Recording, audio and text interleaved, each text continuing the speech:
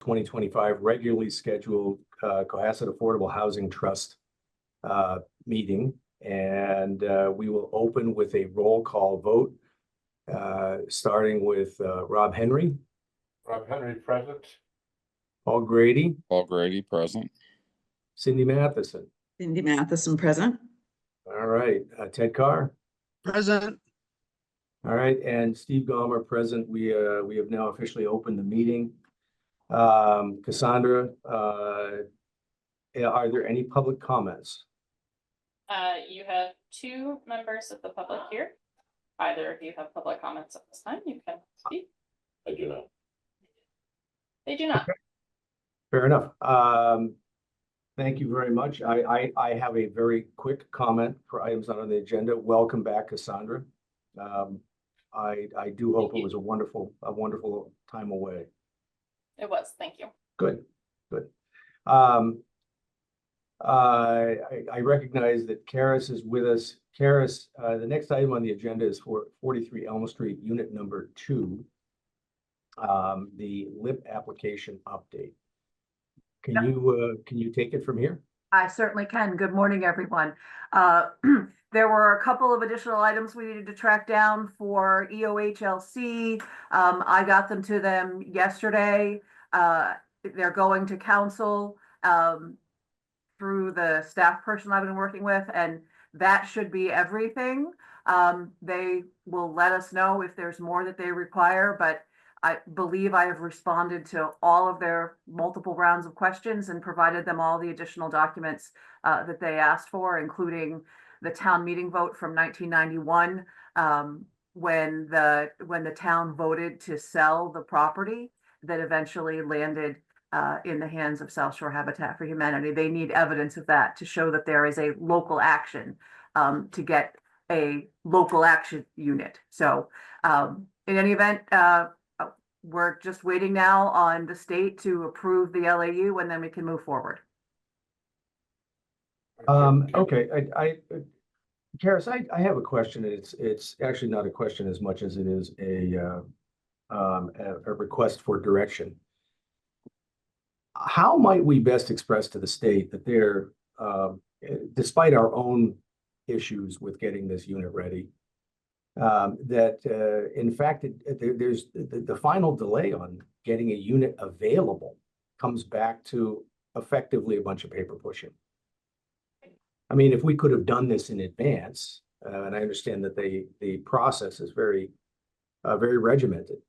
If we could have done most of this clearance in advance while we were renovating the unit, that would have been helpful. But apparently that's not plausible. No, and it is a process that you have to go through. You know, it's not just this trust and this unit. I'm working with another community that has 95 units they're trying to get listed, and it has taken me 3 months just to get direction from EOHLC as to you know, what they want us to do in terms of paperwork, and we're gonna have to end up doing the same local action application. But it's taken that long to get that response. I think that they are frankly understaffed. They are very focused on MBTA communities and getting people certified. And I think that that's where most of their staff is going. I think that on the local action units, they're very lightly staffed. I think they have a couple of people and they're dealing with the entire Commonwealth. So Steve, I know it's frustrating. I hear you. I'm just as frustrated because I send things out into the ether and I don't hear anything back. I ask questions. It takes a little while. I think the young woman that's sort of handling these now seems to be sort of more responsive, but I couldn't even call her. Her phone wasn't working, and it took emails through Cassandra to me to actually have a phone. It took like 3 or 4 emails to set up a phone conversation. I mean, it's like living in 1850 in some way. It's just yes, it's frustrating, and it's not just the Cohasset trust that bothers me. It's the entire notion of creating affordable housing units is noble, right? the fact of getting them available to interested parties, and by that I'm talking about eligible occupants, is it's an incredible amount of foot dragging. And that's what I'm asking about. If there's nothing that we can do outside of pick up the phone and call the local representatives and make the point, then maybe that's the way to do it. I look at this from front to back and say, okay, well, we've had a certificate of occupancy now since I believe the end of January, right? We Yep. can't put it on the market until we get this LIP application completed. And Yep. once it goes on the market, we can't do, I mean, it has to spend 3 months there. And look at it and go, so front to back, I mean, we will have frittered away somewhere in the neighborhood of 6 months, Yep. and the unit's empty. No, I understand. And I don't know, maybe should we be listing it right now on on Airbnb just to get it occupied? no, we can't, I'm because, joking, yeah, but I know. I'm not. No, I know. I mean, it's a waste of time. It's a waste of a resource, and it's a waste of the trust's resources to, keep this thing on their housing stock and having it sit empty. It's very, Not that we've got a project in our back pocket, but it's a waste of our resources from the perspective of cash flow, right. right? Yeah. So, Yeah. all right, fair enough. I can belabor the point endlessly, but I don't think it's going to make any progress. Does anyone else has questions on this item for Karis? Steve, I just, Karis, what was that last thing? What you just gave a bunch of letters. What is that last action item that they have to resolve?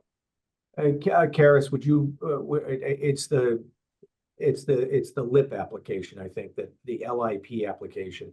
So I'm going to turn it over to the expert, Karis, and then Ted, I'd recognize you after. Yeah, it's the unit is actually classified as a local action unit in LAU. The application is for the LAU or LIP, which is another local action where there's a local LIP is usually consistent with a 40B application where the select board has said we want to welcome this project into our community. This is a local action unit. And so it needs to be classified as such. And that requires a particular application that the state has. And they have to have evidence of the local action, which ultimately their council determined required not just the deed, which says the town gives the deed to the South Shore Habitat for Humanity, which should be sufficient. And then the Affordable Housing Trust has a deed from the private owner. And again, that should be sufficient. They wanted us to go back and dig out the 1991 town meeting vote. And they had also asked for meeting minutes and some other things, which we didn't have. So we ended up, I'm hoping that the town meeting vote is sufficient to show evidence of a local action. So there has to be some local commitment of resources to get a local action application approved at the state. And that's the town giving the 43 Elm Street to South Shore Habitat for Humanity. But the fact that we have taken action to renovate it and all this stuff, I mean, it's just absolutely absurd. These last things. I mean, Yeah. that's not considered local action. That's not enough. So it's just it's a process. It's a difficult, challenging process. That it is. And we're gonna have to go through this every single time we have a piece of property like this in this situation. 808. Months of waiting and waiting. I mean, we've learned some things and perhaps we have a better sense of what they're going to ask for now. So, we can try to get our ducks. I mean, we tried to get our ducks in a row, and we've been communicating back and forth with these folks since October, I think, if not before. So every time I send something over, their council sends new comments. And I Right. So they're not buttoned up or haven't done a complete review. Right. One final question on this. Oh, wait, actually, I'll come back with that. Ted had a question, or a comment. Oh, sorry, I was just gonna mention, I've been tracking this portfolio in the state. There's some unrest there, including yesterday, the Secretary of Commerce who oversees this portfolio resigned unexpectedly. So I'm not sure we'll clean up anytime soon. Just want to share with you, there's some issues in that part of state government. Got any more happy news? No, that's it. It stopped raining. This is- That's good. Yeah, that's happy news. Thanks, Ted. I appreciate that. The only other question I had is whether or not the same speed should be expected with respect to South Shore Habitat's efforts to get those 2 units up and available. Yeah, I don't know. I know you can't answer for South Shore, but is the process similar? This Yeah. may be a wild suggestion, but since Habitat does this all the time, you think they would know and have any shortcuts or have any ideas of how we can circumvent some of these issues? I mean, we've had this project for 3 years. And We have the process, Rob, and this is one of the things that I was asking Karis about, is that you can't take step 2 until step 1 is complete. Step 3 has to wait for step 2's completion. And this is the final step. But the point is that we could not have proceeded to this final step until, if I remember correctly, actually, what was it? There was an application or a representation that we made to what used to be DHCD. I have no idea. EOHLC, Yeah, EIEIO. Yeah. And but I just want to be the printer. yeah, I mean, South Shore Habitat did the first draft of the application for us, so we relied on their expertise in doing this. They offered to do it and we relied on them. And they were very helpful. Yeah. And they shared their expertise with us. It's just been the back and forth with the state has been really challenging. Right. Exactly. Cindy Matheson? I'm just wondering, since South Shore's process goes ahead and identifies the owners of the unit ahead of time, since they have them working on the project, I wonder if it shortens some of the bureaucracy or the paperwork that has to be done, so that maybe they provide a simpler model from the ground up versus getting their advice when we're trying to take it over and move forward. Just because they have the occupants identified already, they must have gotten through some kind of state approval as they head into completion of the project. Karis, that's not something I can answer. Do you have any input on that? I don't, but I am more than happy to reach out to South Shore Habitat and ask them, sort of in a post process, to ask them some of these questions and see if I can get some good information from them. Again, they're very helpful. So Cindy, they must have gotten their their process done to get the property listed so that they could, because we can't go through the selection process until the property is listed. So they must have been able to get the property listed in advance, and I'm not sure how they were able to do that, but I'll find out. That's just part of that's the way they operate, though. They always have the owners identified ahead of time so that they're participating in the construction of the home. So somehow they're able to do it concurrently, whereas we were not. Okay. I think Karis, you're right, that they had started their LAU process considerably earlier than the trust had started their process for their project, which was allowing them to go for the lottery or the application process to choose the owners for the property to allow them to help build it. And to be fair, that is one of the areas where we had a failure in communication in the transition between Cindy Amara and myself, where when I came on and that was supposed to have been in process and being done and was never communicated to me. And it wasn't until, last summer that I found out about it, because we had the deed restriction, if you recall. So that's one of the issues, Steve. If I had known about this a lot earlier, and that's on me for not figuring that out from Cindy. Again, Amara, not Matheson. We could have perhaps started this process sooner. So that is one of the issues that relates back to the bumpy transition.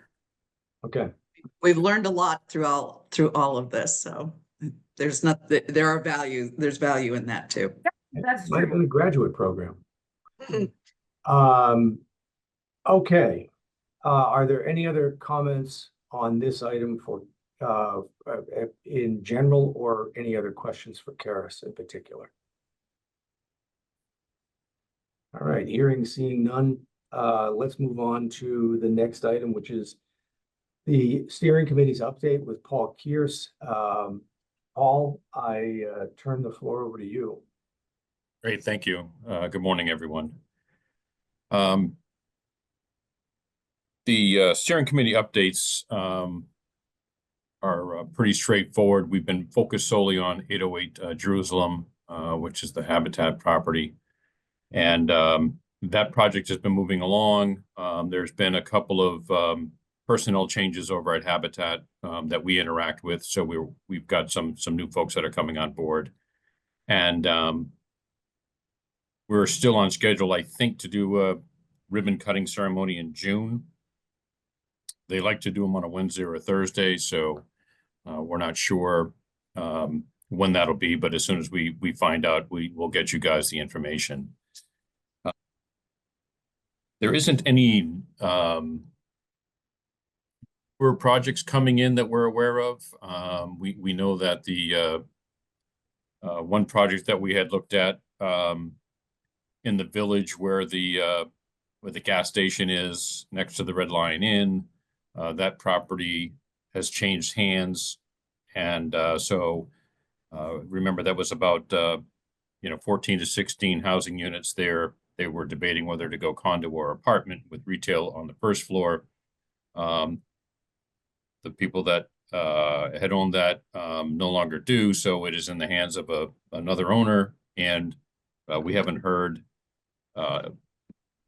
from that group who owns it yet as to what they're going to do to move forward. So as soon as we hear anything from the planning board, we'll let you know. We obviously prefer them to be apartments because then we get credit for all 16 of them as opposed to condos. We'd only get credit for, I think, 4 of them. But the primary reason why I'm here and the reason why I invited Glenn Pratt is over the last year or so, we identified some town-owned property in which we discussed amongst ourselves, and then we discussed with the trust here about some town-owned property that we wanted to see if the lots were buildable. So Steve Gomer and I went in front of the Board of Selectmen probably about 3 months ago, I believe. We gave them an update on the trust and an update on the housing steering committee. And then we had asked them permission to go ahead and expend funds to research the properties in more depth to see if they are actually buildable. So I think most of us can attest that when you're looking at vacant property, we generally find about 3,000 people who will tell you it's not buildable. So our goal is to officially determine whether something's buildable or not. So we had 3 pieces of property that we discussed in public session. I'll share my screen with you to give you a quick update on those. And so let's see here.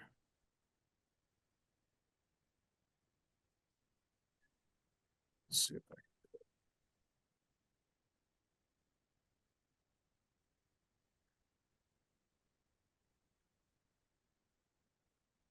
So this property here we call it the end of Evergreen Lane, which if you see my mouse moving back and forth here, this yellow area. The The other yellow area that's over here, we talked about as well. This is basically, that property is on 3A CJC. We looked at that property, but there's already a conservation, Easement. yeah, I gotta call it conservation, or whatever the official term is for it. So this lot, we've already determined with Cassandra, and Glenn had mentioned it earlier on, that that's not buildable. So that's within the conservation trust, I guess. This property over here is what we had talked about, is why, during the time when Veterans Hill, this is the whole Veterans Hill area, was built, for whatever reason, we don't know, they had just stopped building. So there's all this land back here. Now, originally, we looked at this is the Osgood School that's here, and the Deer Hill that's here. At one time, the town talked about running this Evergreen Road, and apparently there was an access road that people once drove their cars on, a dirt road. Talking to some residents who have experience beyond the last 35 years of doing so. That road is, I think, since been overgrown. But we wanted to look at this area specifically to see if that's buildable, or, investigate why or why not we could build there. Other property, let's see if I can do this.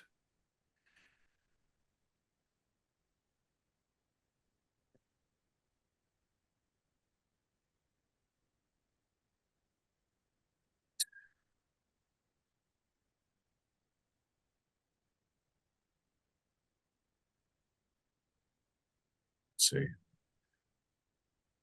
So.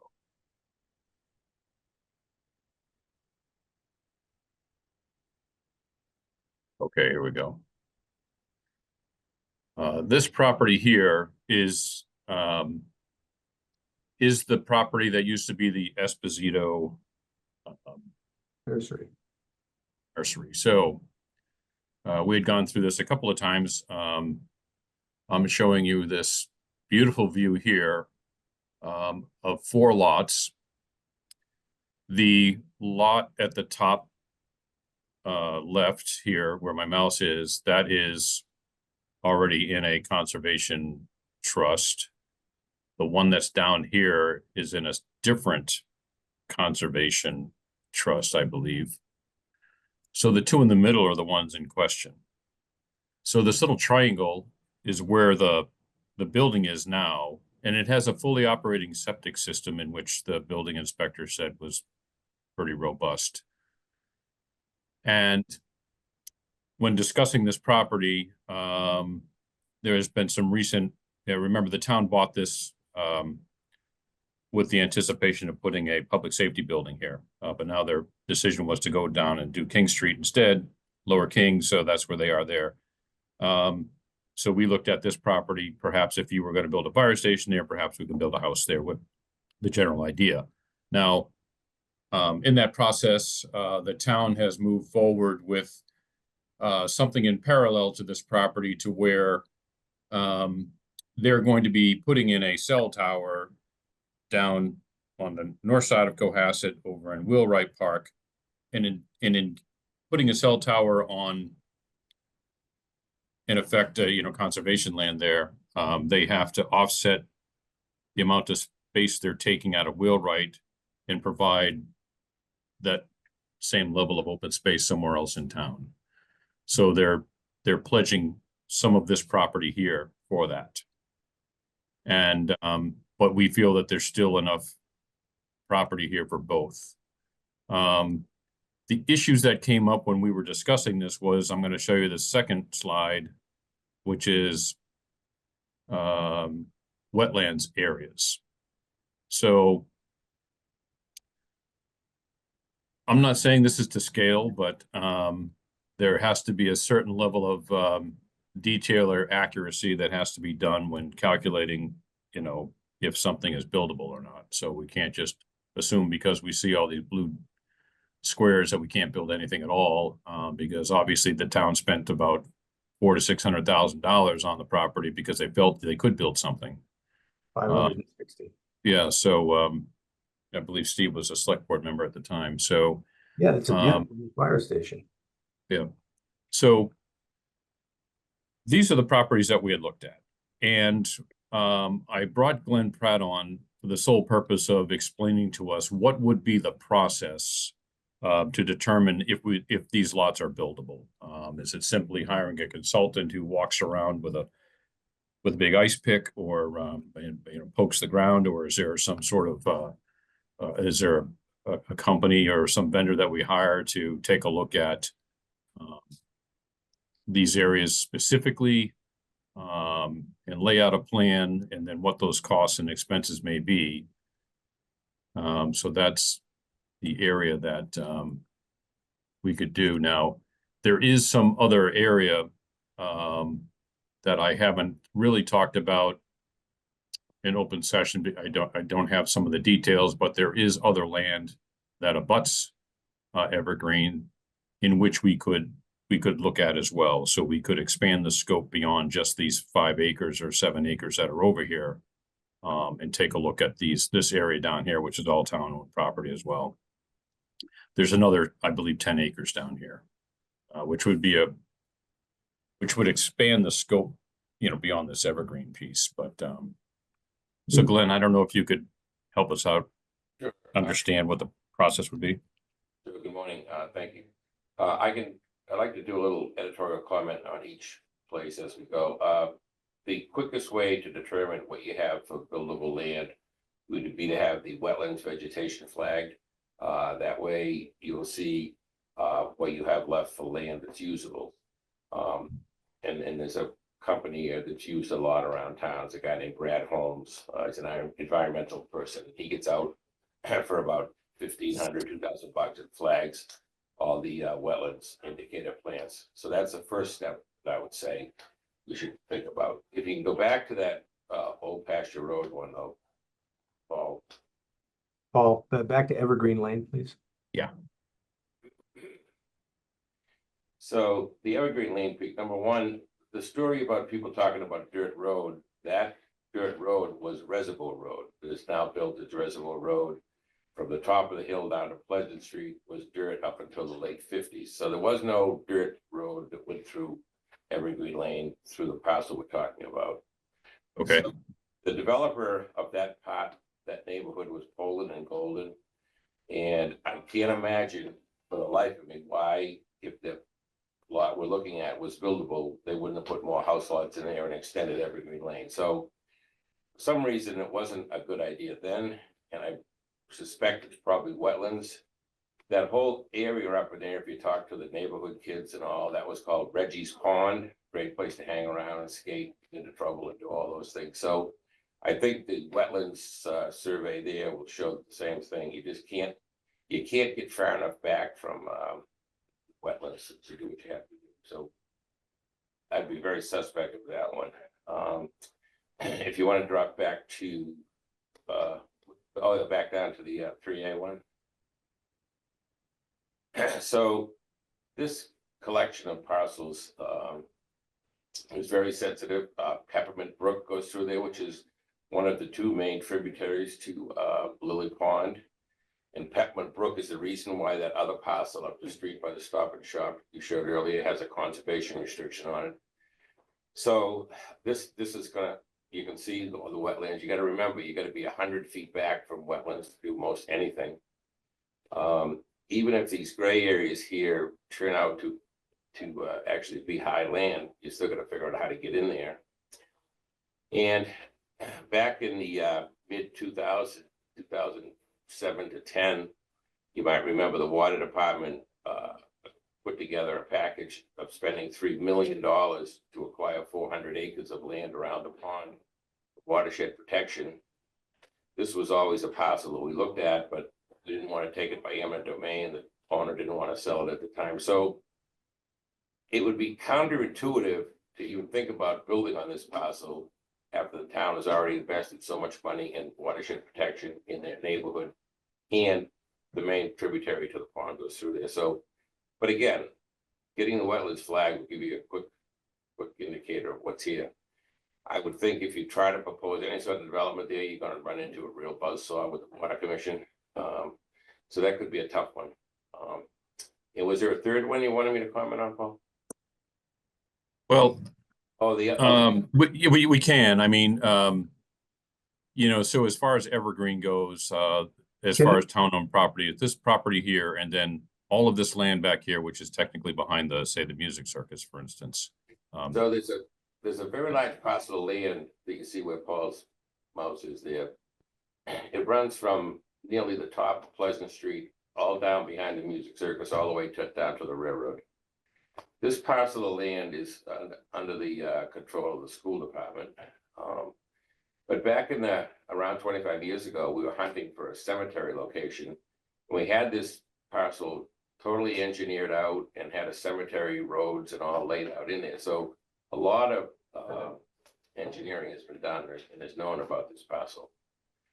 It does have a little bit of a way to get in there off of Pleasant Street, but it also goes out to Sawyer Street, right near the upper parking lot of the music circus. Not sure the engineering, how you put a driveway on that hill, but it is there. So could be something worked out with the school department. There might be an opportunity to plug something in there. I think, I believe that whole hillside is on sewer, so that shouldn't be an issue.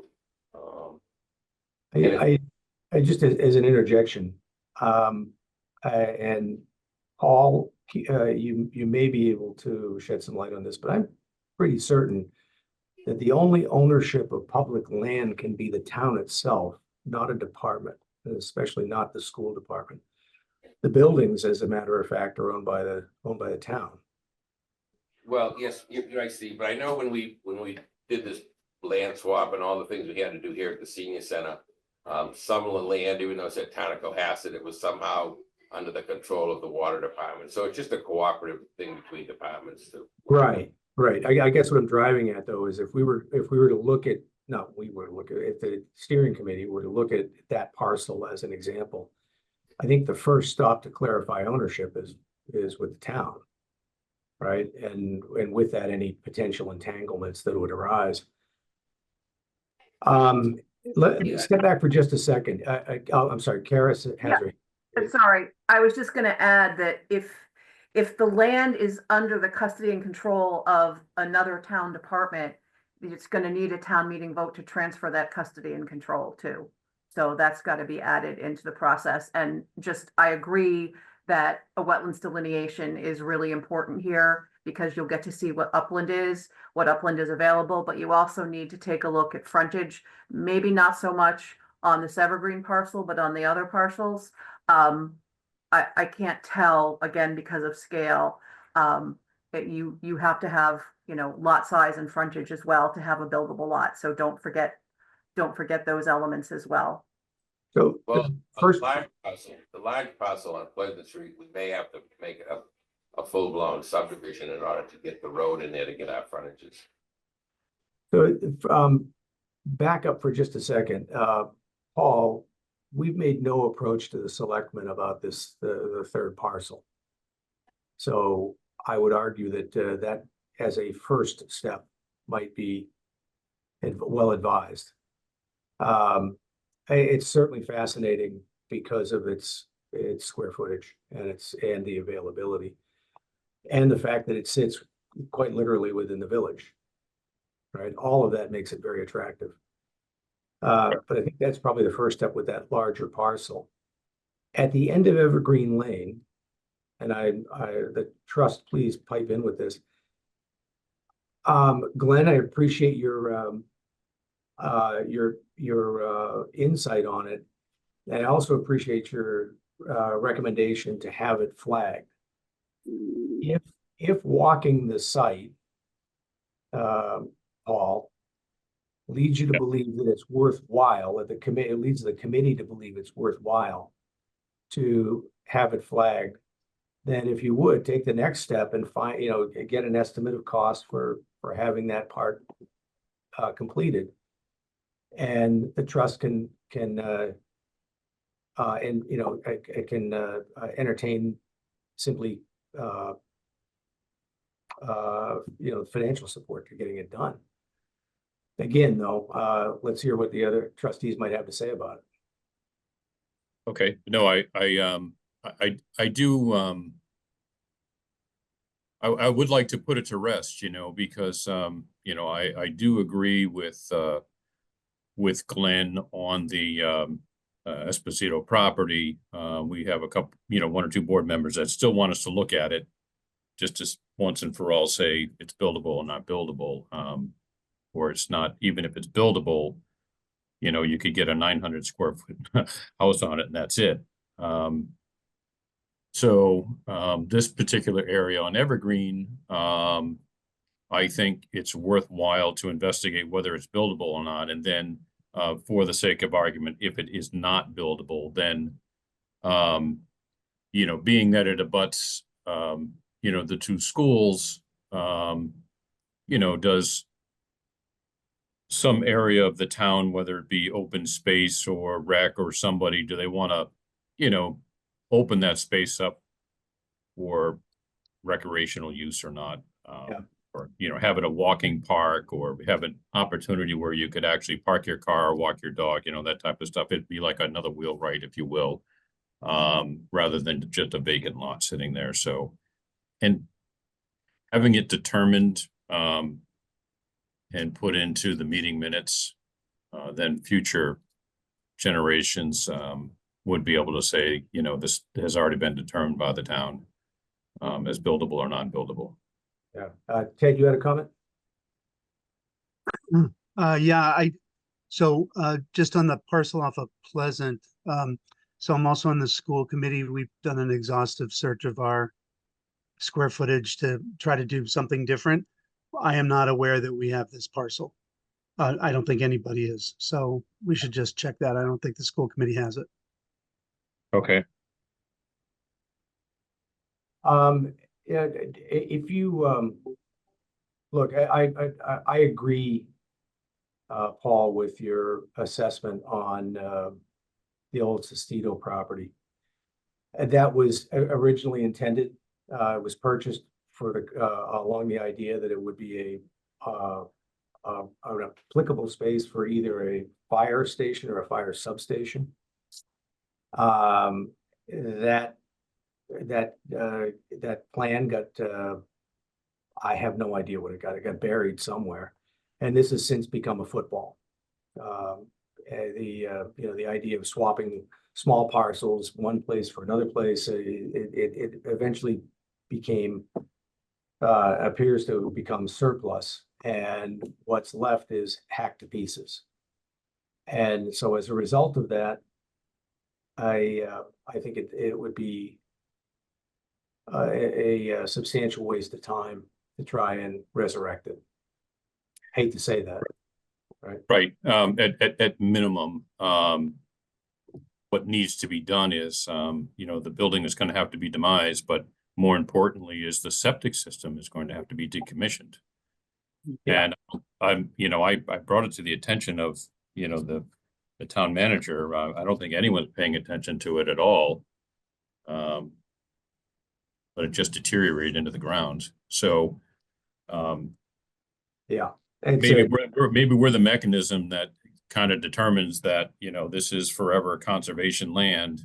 Therefore, we're going to need to demise the building and decommission the septic system. Maybe that's the area, but, all right. So if you would, take it back to the committee and, actually, before I say such a thing, let me just check with the trustees. Are the trustees generally in favor of supporting an expenditure, a reasonable expenditure, that the amount to be determined, to flag the property at Evergreen Lane as a first phase of determining its buildability? I don't even know if that's a word. I'm in favor. Oh, sorry. Yep. Just want to ask, when you say flag, do you mean, as Glenn suggested, flag all of the wetland areas? I'm sorry, thank you for the clarification. Yes, I'm talking about hiring a service to flag the wetland areas. All in favor? All right, so, I tell you what, the chair will make a motion that we support the initial wetlands identification cost. For an amount not to exceed, we'll come back to that in just a second. For the purposes of identifying the wetlands on, the currently colloquially named Evergreen Lane property within Cohasset. Now, you can't second it until you hear an amount. And for that, I have to simply ask, is the trust comfortable pre-approving up to, say, $2,500 for that project? And $2,500 simply comes from Glenn, a guest of not a guest, but a member of the public for purposes of this meeting, who also has experience in land development, who generally estimates better than $1,000 for such an endeavor.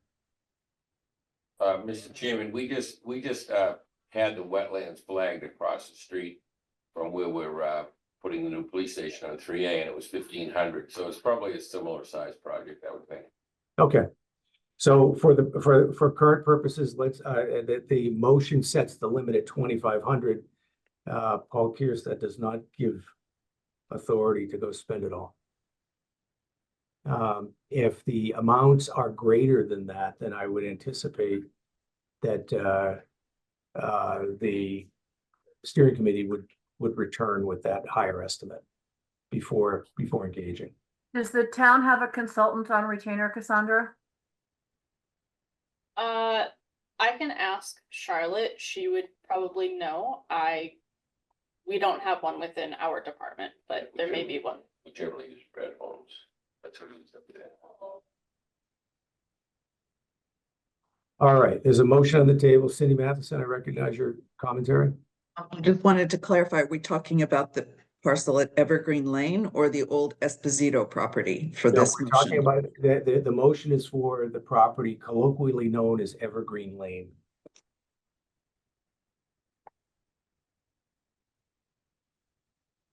So there's a motion. Is there a second?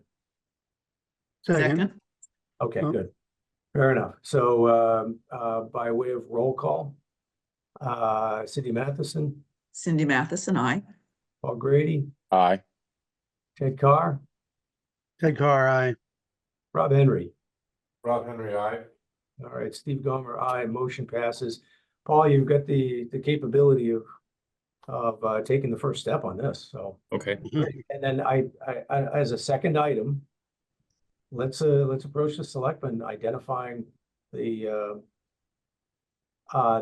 parcel that sits behind the music circus.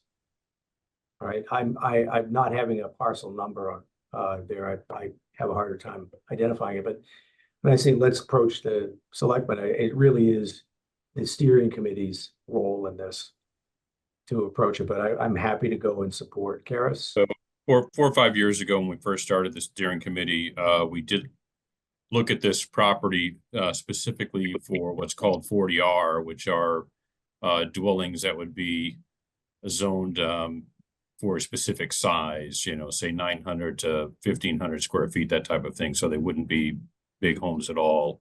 And they would classify as portable housing and workforce housing combination type of thing. But we can revisit that. That's what we originally. I'll go ahead and pull my notes from those meetings. The other question I have, what is the consensus for the Esposito property? Do we walk away from it, or do we and notify the town to decommission the septic system and demise the building, or do we flag that property as well? Cindy? I was going to suggest, if we're doing the Evergreen Lane, why wouldn't we do Esposito property as well with the flag for wetland? Good question.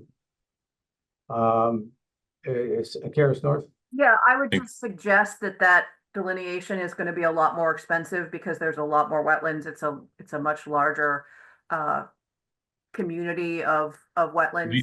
Yeah, the only thing they can flag is this triangle and this middle piece here. The other two properties are already under Okay, other ownership, yeah. So it'd just be these two ones in the middle. okay. Seems like it would make sense if this has been going on and on and on, as Paul suggested, to let's just bring it to a close. It's been flagged as, or likely could be flagged as too much wetland there and move on. Any Yeah, I other mean, comments? it may be 10 feet when he gets out of his car, the first flag drops, and then and then that's the end of it, and it's on record with the town. It's officially a park. Cindy, my feeling on it, it's a feeling, it's not a factual item. As you know, I was involved in the original purchase. And I've seen this property devolve into technically it's called a shit show. And that's exactly where it sits. And it's frustrating that, again, we approached the town manager with this concept, and we were immediately shot down in the public meeting because it was already an identified land swap. It was going through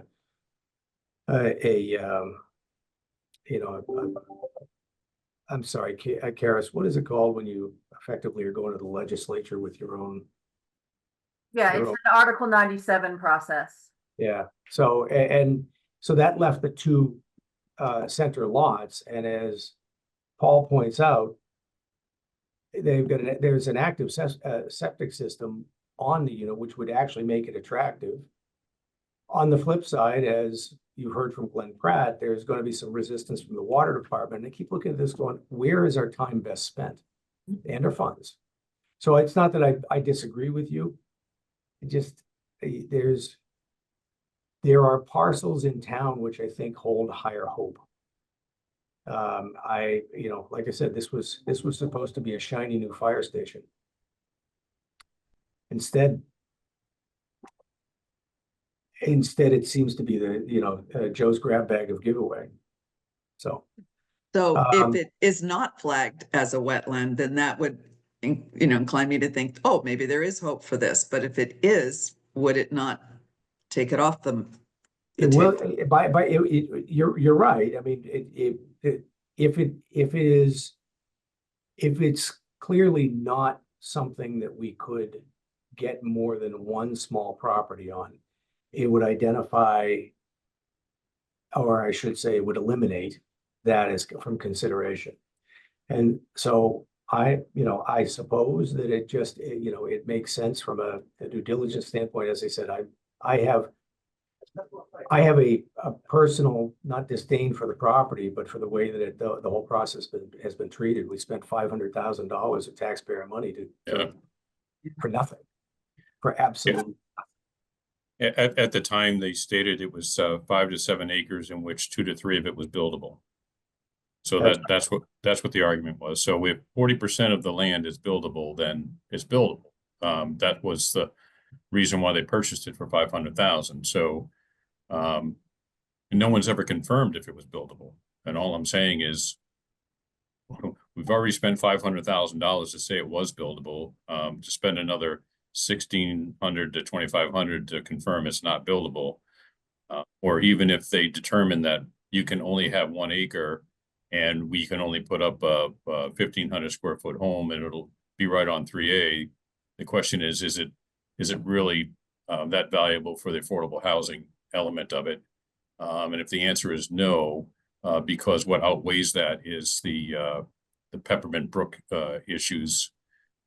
Because it's not going to be on sewer, it's going to be on septic.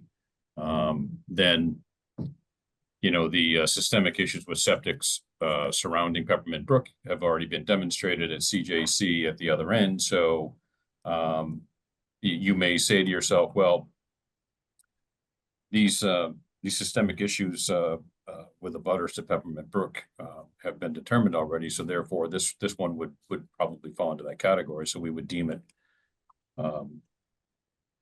Though it's a buildable lot, we would probably deed it to a conservation trust to make it a park of some sort. So Paul, are you offering your your advice to flag, or not flag? I would say flag it. Okay, Flag both those lots, because they're not owned by anybody. They're not in any conservation trust at all. They're just there. And then the determination can be made that, you know what? In the best interest of the town water supply, and the ability to ease on and off the property, we don't want to put a house there. And then, you know, determine how that looks when you're done, you know? Is it a Okay. park? Is it a park, or is it just conservation land? Is it, you know, it could be another place to walk a dog, you know, I don't know. okay, so As with a that comment. is the, Kara says, Karis has got a hand up, sorry. So respectfully, then, that sounds more like a town problem than a trust problem that needs to be sorted out, or a water department problem. I don't know, you all have to make the determination as how to use your own resources best. But hearing what Paul just said, it sounds a little bit more like that's a town, not a trust issue, but maybe I'm hearing it incorrectly. yeah, so let me clarify. So the Housing Steering Committee, charter is to look at town-owned property to see if that should be transferred into the trust and then therefore developed or sold to generate revenue for affordable housing. So that's what we're doing. And I'm suggesting that we flag it to see if it's buildable or not. And then once we determine that it's buildable or not, the decision of it's not buildable is easy to make. The decision that if it is buildable, then we would have to get together with the town and the trust to say, well, do we really want to put one home there or not? And then we would have to get input from folks like the water department and conservation to say, you know, is it really worth the battle to put up, you know, a piece of property there as a dwelling? So I would say, Kara, yeah, you're right to that extent. It does migrate to the town as an issue eventually, but I think we have to first determine whether or not we migrate. Got it. Okay, Your decision tree a lot easier if Yeah. you, yeah, just as Paul described. all right, well, Paul, you've got the vote to support you financially. Okay, Let's go find out what we've got. Folks, with that, we have our next item on the agenda, unless anyone's got any further questions here. I don't think you actually took a vote. you didn't vote to do Evergreen. I mean, you did vote for Evergreen, but not for Esposito property. I move we flag the other property, not to exceed $2,500. Not to, first of all, the other property is identified as the former Esposito property and not to exceed $2,500 in total, Ted? The additional $2,500 for flagging the other property. So you're saying 2,500? that. We already voted on the first one. This is voting for the second one, same amount of money. Okay, Does that work? but it's fine with me. I'm just trying to clarify the numbers. Oh, Okay, motion on the table. Is there a second? Just a question, so a $5,000 expenditure? Yeah, Paul, that's the way it, this motion reads, Wanted to hear it. okay? And you're, by the way, you're, each of you are welcome to offer an amendment to motions if you like.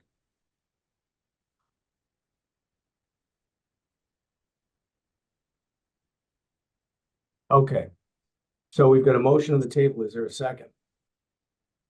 Yeah. Sorry, forgive me. Who was that? Cindy? Cindy, thank you. All right, motion and a second. Is there any further discussion? Could I offer maybe a proposed amendment on that?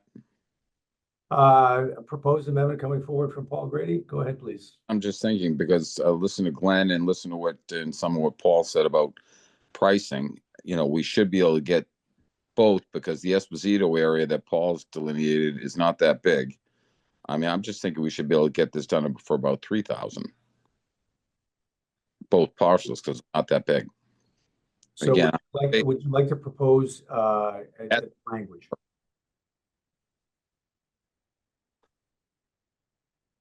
That's all. And I can stand corrected on that. No, I'll tell you what, Steve, yes, I think we've already approved the 2,500. yep, I think it's the point is it's up to that amount, and if even we did the other 25 up to 5,000, doesn't mean it's gonna cost. But all of a sudden, if we vote to do it for 3,000, and it's gonna be 3,500, we're back to voting all over again and the whole thing. So I yeah, think Paul's point in this, is well taken, though. You don't want to keep an open checkbook if you don't need to. I think This it's original motion covers one property, so, I will offer an amendment. I propose amending the motion on the table, currently seconded, as to the dollar amount at $1,500 maximum. I have a point of order. Yes. Um, I'm sorry, first of all, could you identify yourself? I'm Carol Steinfeld. I'm a resident. In my previous communities, you would open to public comment before a vote. And I just have a question. As a Go ahead. member of the public, having worked at civil engineering firms, in alternative septics, the issue of barely buildable land comes up all the time.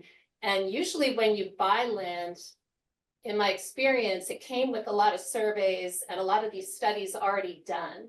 Are you sure these don't exist somewhere already? You ask a very good question. Thank you. Remember, these are public lands and public meaning held by the town that we're currently discussing. Any research into this is the purview of the steering committee.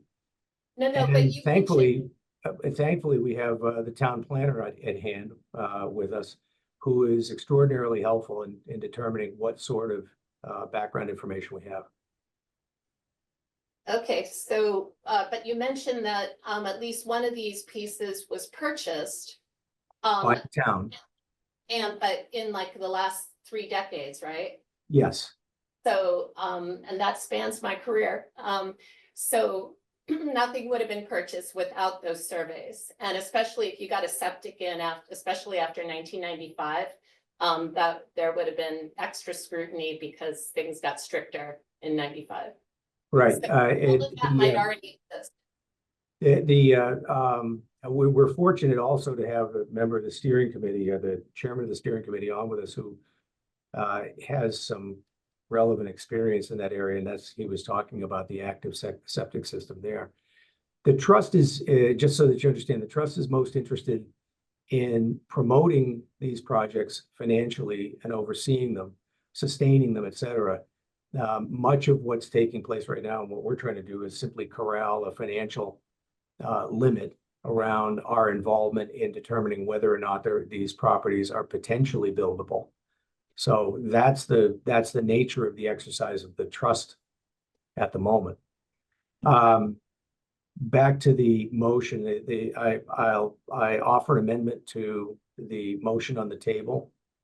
Sorry, Karis. I apologize. I was simply going to say that I don't think it's a waste of time or money. Wetlands delineations technically are only good for 3 years. Wetlands are dynamic systems. They change, they evolve, especially with weather. If you really want to have a good sense of whether you can build, and you do ultimately want to build, you're going to have a current delineation. So I think it's a good use of the money.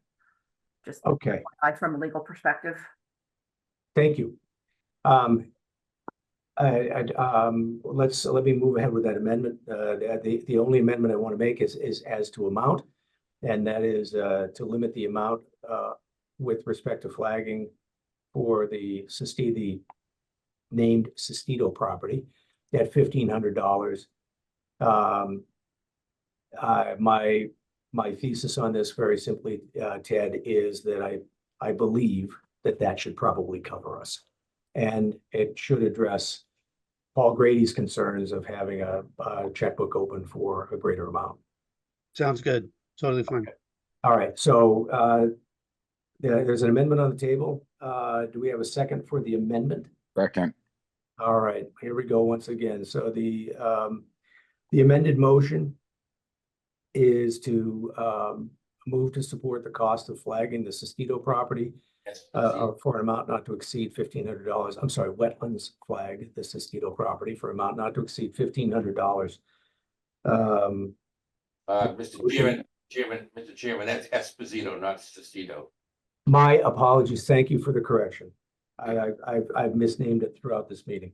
The Esposito property, we stand corrected. For an amount not to exceed $1,500, the amendment has been seconded. We'll go around the horn once again. Ted Carr, Ted Carr, aye. Paul Grady, Paul Grady, aye. Cindy Matheson, Cindy Matheson, aye. Rob Henry, Rob Henry, aye. and Steve Gomer, aye. All right, thank you. That motion passes. And forgive me, the member of the public that spoke just a second ago, my memory is shot. I'm getting way too old for this. Your name again? I'm Carol Steinfeld. Carol, I have to say that the type of experience you have is we would appreciate it if you found time that you might think about contributing either to the trust or the steering committee, because that's a level of expertise that is extraordinarily useful. Thank you. Yes, I've attended steering committee a couple times, and Paul suggested that trust is where I should be. But some residents are looking at ways to create more of a community discussion about opportunities Good. for affordable housing, both formal and informal. Good. My suggestion then as a step here is that there are openings on, and there will be openings on the trust coming up. If you haven't filled out an application for committee work, do so. It's on the town website. We happen to have our select board trust member with us today, Paul Grady. There is an active interest on the Board of Selectmen, our select board, to fill those openings as quickly as possible. That, All right, with that, we're going to move on to our next item on the agenda, which is executive session. Give me 1 second. Hold right there. Yep, I think this is a good opportunity to just let the members of the public leave before you go into the executive session, Steve. Yeah, no, I agree. They don't have to leave until after the vote. Oh, well, The vote gets done in open session. All right. Thank you very much. I'd like to thank Glenn Pratt as well. Yes, Glenn, thank you for your attendance. Thank you. Okay. Appreciate it, Paul. All right, Thank you, so guys. executive session in this case is discuss the reputation, character, physical condition, or mental health rather than professional competence of an individual, or to discuss the discipline or dismissal of or complaints or charges brought against a public officer, employee, staff member, or individual. The individual to be discussed in such executive session shall be notified in writing by the public body at least 48 hours prior to the proposed executive session, provided, however, that notification may be waived upon written agreement of the parties. Open meeting law complaint against the Cohasset Affordable Housing Trust. All right, with that, do I have a motion to go into executive session? so moved. All right, thank you. Second. Thank you. Second, Carr. Second. Yeah, all right, so we have a motion and a second. Let's start with the vote. Cindy Matheson. You're muted, kiddo. You're still muted. Sorry, Cindy Matheson, aye. Okay, thank you. Paul Grady, Paul Grady, aye. Rob Henry. Yeah. All right, thank you. Ted Carr Ted Carr, aye. and Steve Gomer, aye. We're now out of executive session and having no other items on the agenda. The- Steve, you do have some administrative items on the Oh, agenda. shoot. That's right. Sorry. Sorry to burst that bubble. Say that again? I said, sorry to burst that bubble. Damn. I know, I had all of these items up and running too. We need to approve Karis's Yeah, firms. I've got Carrie, I've got MHT, MTHL, the AHT bill. I'm looking for the number on it, ending in 062. There And are the two bill of them, I believe. ending in 061. All right. Cindy Matheson present. Where is that coming from? Who's watching a recording? All right. First two items are the MHT bills. Again, ending 062 and 061. 062 is in the amount of $1,392 and a penny. MHT 061 is for $125. 062 is quite literally a lot of work that went into the LAU and the LIP And the Mill Street deed. and the Mill Street deed. Thank you. That very was actually the majority of it was the Mill Street deed. Okay, all right. So, any questions on the invoices? All right, seeing none, do I have a motion? So moved. Okay, so we have a motion to pay the invoices. Second? Cindy, you're, That was Rob. And Rob seconded. Rob second. Okay, so thank you. Motion and a second. So let's go around the horn with a roll call vote. Cindy Matheson, Cindy Matheson, I. Rob Henry, Bob Henry, aye. Paul Grady, Already, aye. Steve Gomer, aye. And then the last item on the agenda is approval of minutes. Everybody read them? Yep. All right. Once again, can I have a motion? So moved. Second, Thank you. Motion and a second. Start with Paul Grady this time. Already, aye. Cindy Matheson once again. Cindy Matheson, I. All right, Rob Henry, aye. Steve Gomer, aye. All right, minutes are approved. Steve, quick question. Yes, You have listed under administrative, at least on the agenda, the HOA invoice, February through April for 14. I think that was an error. Had already. I thought we Yeah, I already. thought we did too. I just see it on the agenda. Okay, never Okay. mind. All right, thank you. So nonetheless for picking it up. All right, now I'll entertain a motion to adjourn. So moved. All right, thanks for your attendance, Paul. I appreciate it. Karis, thank you. We get a motion. Do we have a second? Second, Rob, you're filling in beautifully on the seconds. I appreciate it. Motion in a second. So, Rob, we'll start with you. Bob Henry, aye. All right, Paul Grady, Already, aye. Cindy Matheson, Cindy Matheson, I. Steve Gomer, aye. We are now adjourned.